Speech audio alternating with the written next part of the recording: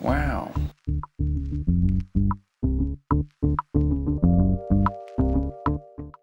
It was just a regular thirsty evening when I set out to do the impossible, to find out what Owen Wilson's favorite movies are. Why? Well, first of all, I somehow enjoy Owen Wilson as an actor. I'm not a huge American comedy fan, and there are plenty of his films I think are way below what I would find acceptable for a good movie. But there's just something about him. You know what you're going to get, and he's simply a likable guy. With his soft-spoken punchline personality, it's like you have a friend and an ally on screen. Not only is he my most watched actor, but he's also what got me through the first initial weeks of a painful breakup. I never thought I would cry to so many Owen Wilson movies, and I'm not sure why it was so cathartic. I have been contemplating watching some favorite movies of some well-known directors, filmmakers, screenwriters, and actors as part of a series to become a more well-versed film enthusiast. And since Owen Wilson is one of the latest actors to join the Marvel Universe in Loki, which you can stream on Disney+,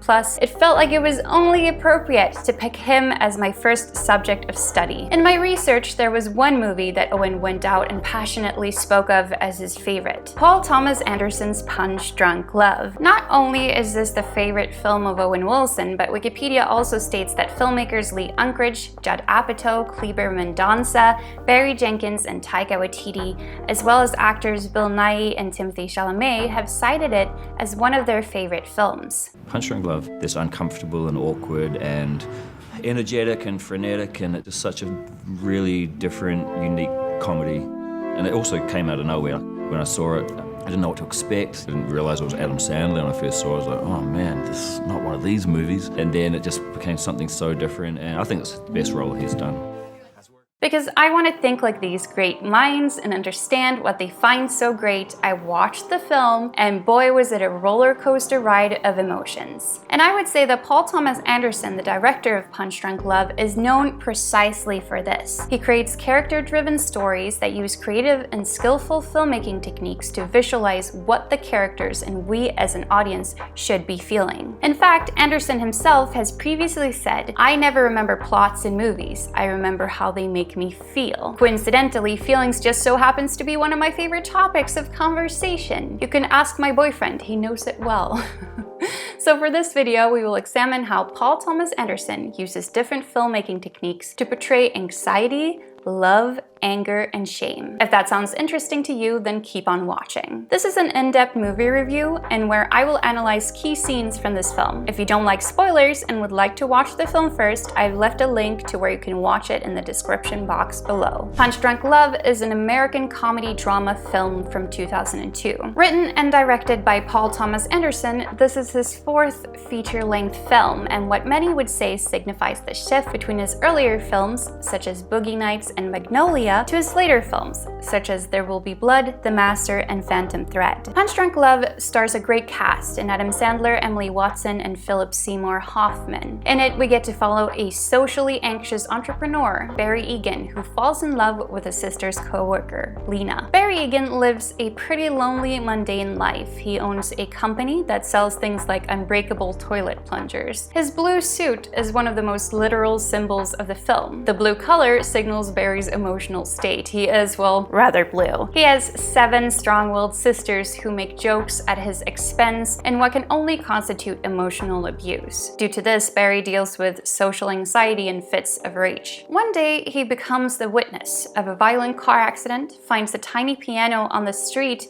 and meets Lena Leonard for the first time. After breaking down at his sister's birthday party, Barry decides to try to cope with his loneliness by calling a phone sex line. It seems he is mostly calling because he would like to talk to someone, but the woman on the other line, upon hearing that Barry is a businessman, decides to extort money from him. When he doesn't comply, she sends her angry brothers to collect. This, of course, interferes with Barry's daily life. It risks ruining his newly blossoming relationship with Lena and could get in the way of his plan to get a lot of frequent flyer miles by buying pudding. Insert pudding dance here. I think that was one of the most fabulous parts of the movie, to be honest.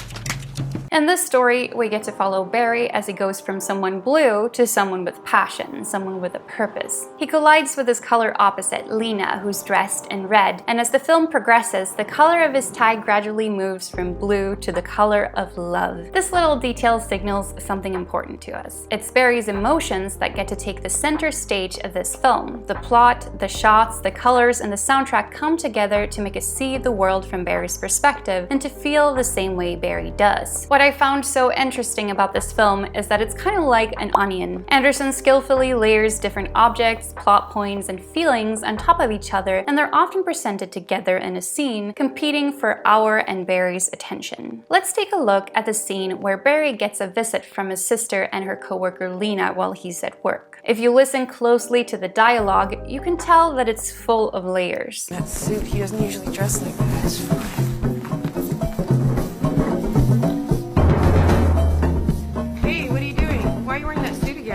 I don't know. Hi. Hi. Do you remember me? I left my car yesterday. Yes, I do. This is Lena. She's a good friend of mine from work. We were in the neighborhood and she had to pick up her car and we're getting breakfast before we go in. So did you want to go? We're going to go eat. Let's go. The way his sister speaks to him seems odd and confrontational. I have to stay here. Seriously though, we're going to eat, I said. I'm sorry. It's okay. And we jump from the tiny piano Are you learning to play the piano? That's not a piano. to work matters Yeah? Remember, we have to call that guy in Toledo. to his sister's demands You don't want to come eat with us? to the pudding, What's all that pudding? back to the sister and Lena again, I'm gonna talk to you in a second. Let me just get this. What's that pudding, Barry? to end with the looming threat of the phone sex operator. I guess we got disconnected before. We got disconnect?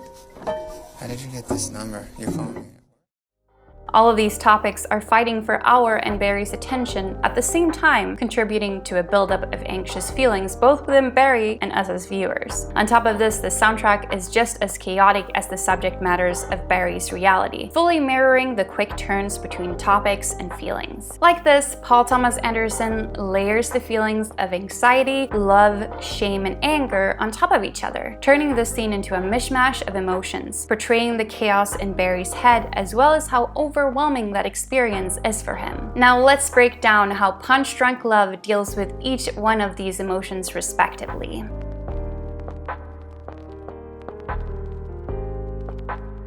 As Barry frequently deals with social anxiety, I would say that this feeling is one of the most prominent of the film. You see it depicted in Barry's blue suit, and in shots like the opening shot of this film, where Barry is positioned at the edge of the screen. This shot signals to us that Barry is an outsider. It shows us already from the beginning that he is a pretty isolated and lonely character. Anxiety is also noticeable in the way that Barry speaks. Notice how he often dodges the questions of why he's wearing the blue suit, or where he got the piano, or why he has so much pudding. Are you gay now? I don't know. I don't know. Trying to figure out why you had a hammer in the first place. Wearing that suit. I don't know. All of this stems from a fear of showing others who he is, or a fear of being judged by the people around him, maybe mainly his overbearing sisters. At one point, he even mentions he feels that his sister will rag him if he decides to go out with Lena. How are the feelings of anxiety transferred to us as viewers? This is where Anderson uses the techniques observed earlier, in the scene where Barry meets his sister and Lena at work. When layers of several topics and feelings fight for our attention, and it is matched with the constant chatter of the unique and messy soundtrack, we quickly begin to feel overwhelmed. As a result, the feeling of anxiety is transferred from Barry to us as viewers. An extra layer is added to this by the way some of the dialogue is performed. The way Barry's sister speaks to him is almost robotic, and it doesn't leave much room for Barry himself to interject, ensuring he is neither seen nor heard. When his sister approaches him about asking for a therapist, she literally talks Barry into a corner. His interactions with his sister, due to the dialogue, the chaotic soundtrack, and the slightly unsteady handheld camera movements, make this scene feel threatening and claustrophobic, producing a great deal of anxiety both within Barry and us as viewers.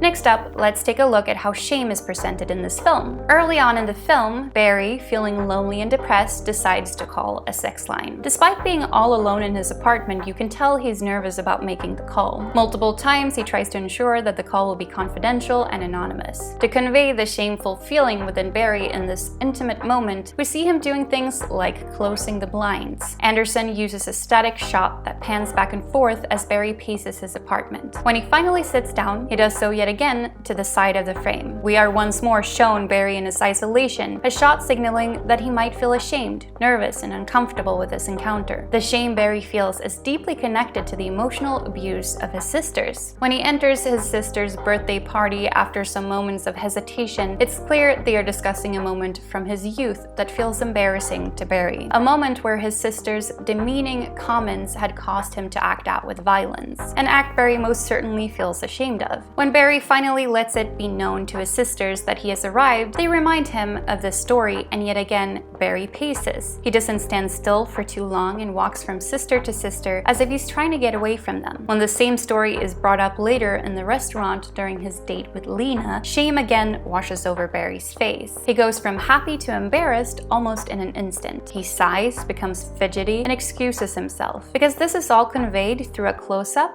the moment becomes more intimate. The moments of shame in Punch Drunk Love are often depicted as brief. We see the feeling washing over Barry, sometimes in slight changes to his body language and facial expressions. The shame is then almost immediately followed by an uncontrollable fit of rage, like smashing the glass windows in his sister's home or destroying the restroom of the restaurant. The feeling of shame is therefore deeply connected to Barry's feelings of anger.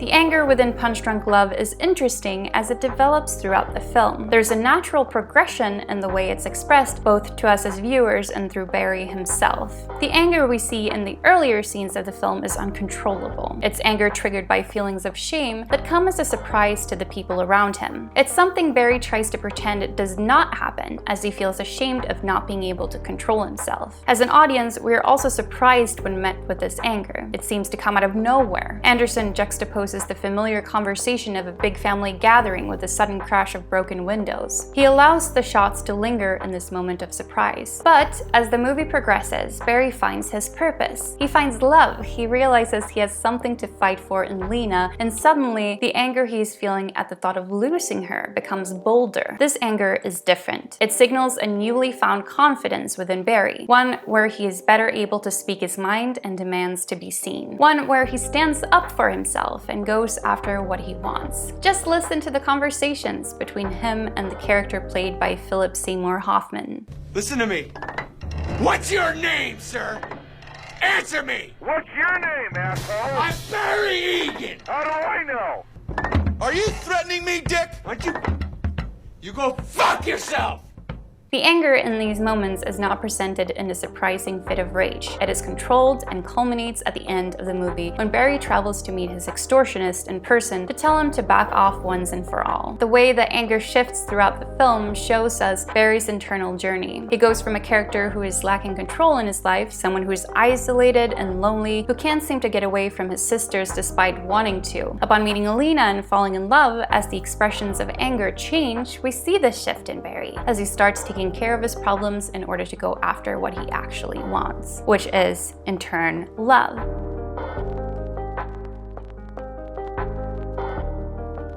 In Punch Drunk Love, the feeling of love is portrayed in opposites. We all know that when it comes to love, opposites attract, something signaled in the way blue comes together with red, these two colors being opposites on the color wheel. If we yet again observe the scene between Barry, his sister, and Lena, we can see how Lena's dialogue seems to be in direct contrast to that of Barry's sister. Work, I have to stay here. Seriously though, we're going to eat, I said. I'm sorry. It's okay, that's all right.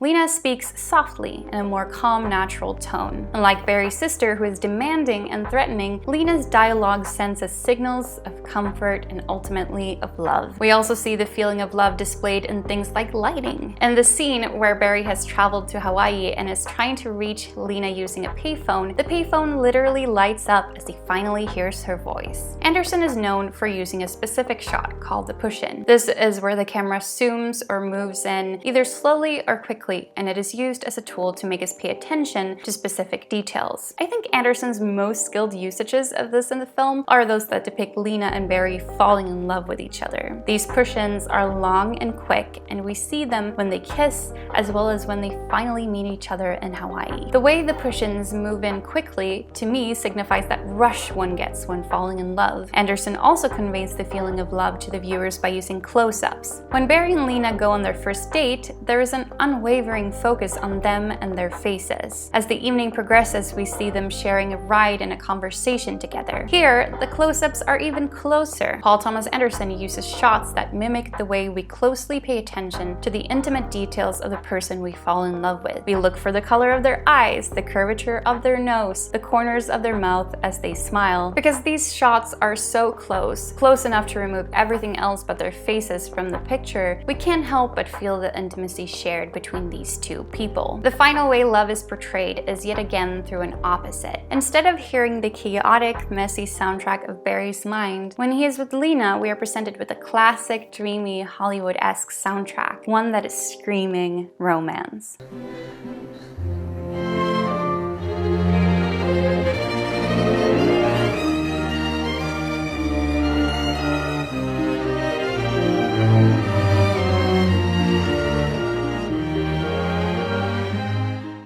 It is safe to say that the feelings portrayed in Punch Drunk Love are strong and overwhelming. The way Anderson has layered them on top of each other skillfully transfers them onto the viewer. The film feels experimental and odd and not like anything I've come across elsewhere. But while watching it, I understand why it is loved by so many. The feelings portrayed in Punch Drunk Love are, after all, relatable. Most of us know the jitteriness of falling in love and have ourselves felt overwhelmed by several things demanding our attention at once. Maybe life is even more like this nowadays with our smartphones in our hands. And come to think of it, the reason one might like Punch Drunk Love is the same reason I happen to enjoy Owen Wilson in the first place. It's the relatability that makes them both great, albeit in slightly different ways. If you've seen the film, how would you say Punch Drunk Love made you feel? Join the Biopicked community by participating in the discussion in the comments below. If you like this video, let me know what you would like me to analyze next. I will be producing one in-depth movie review a month, so don't hesitate to leave me your suggestions. You can also keep up with everything Biopicked by following me on Twitter and Instagram. With all of that said, here's my favorite sound from the soundtrack of Punch Drunk Love, the ripping of tape. Thank you for watching. I will see you next week.